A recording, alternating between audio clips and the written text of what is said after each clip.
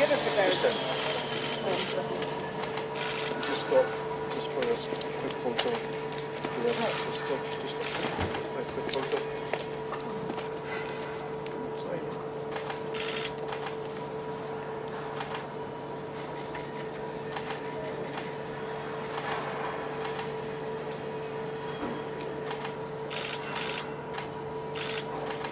Okay. Just go there.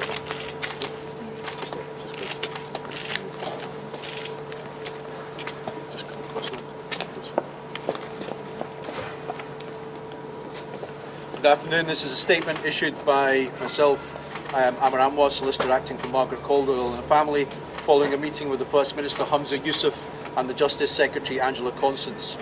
Margaret Caldwell wishes to thank the First Minister and the Justice Secretary for meeting her today. They treated her with total compassion and empathy, and she hopes they will deliver on the many promises they made today. The First Minister promised that he will give primary consideration to the family's demands for a statutory public inquiry, and the Justice Secretary Angela Constance promised she will update Parliament within days on their decision. Since the murder of Emma in 2005, many in the police will argue things have changed significantly.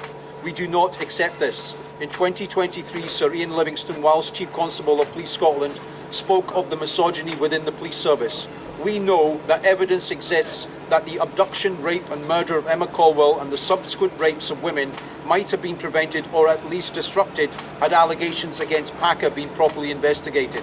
The family are angry to read reports in the newspapers today that the Crown Office has concluded, following an independent investigation, that there was insufficient evidence of criminality on the part of any police officer involved in the investigation of Emma's murder.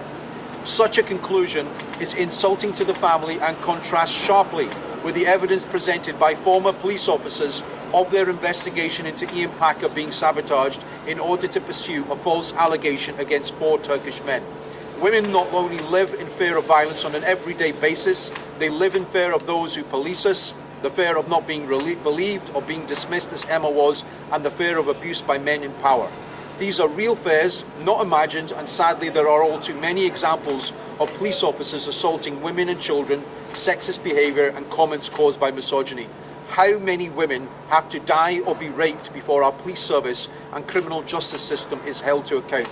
We welcome the public statements of Humza Yousaf on tackling misogyny and violence against women, and we hope he will now commit to a robust and independent public inquiry on the catastrophic failures in the Emma Caldwell case. We appreciate that the government will seek the views of the Lord Advocate and the Chief Constable, whom we will also meet over the next 2 days, but they cannot be allowed to investigate themselves. Both institutions of the Crown Office and the police must answer as to why one of the worst sex offenders in the United Kingdom was gifted his freedom for some 17 years. How many other women in that time were disbelieved, humiliated, challenged when seeking justice, whilst a toxic culture of misogyny and corruption in the police allowed a killer and a serial rapist to be able to carry out his crimes. This government, which is beleaguered with toxic arguments in respect of how women are treated, sex workers' rights, the trans debate and the sexual assault allegations, has an opportunity to improve its standing with women in Scotland. Margaret Caldwell wants more than words of condolences or apologies. She believes an immediate public inquiry must be ordered, and anything less would be a betrayal of Emma and the 22 other women whose evidence was heard at trial. Margaret and her family are deeply grateful to the First Minister and Justice Secretary and hope there will finally be a legacy of Emma Caldwell. Thank you. Thank you, everyone. Thank you. There's copies of the press release there. There's one.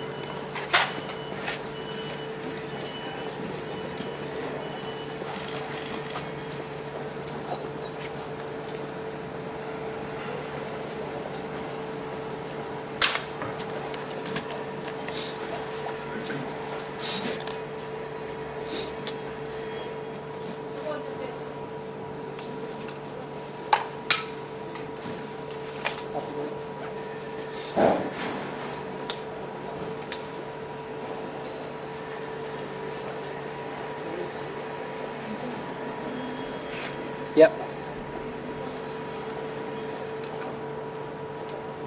Yeah, I'm ready.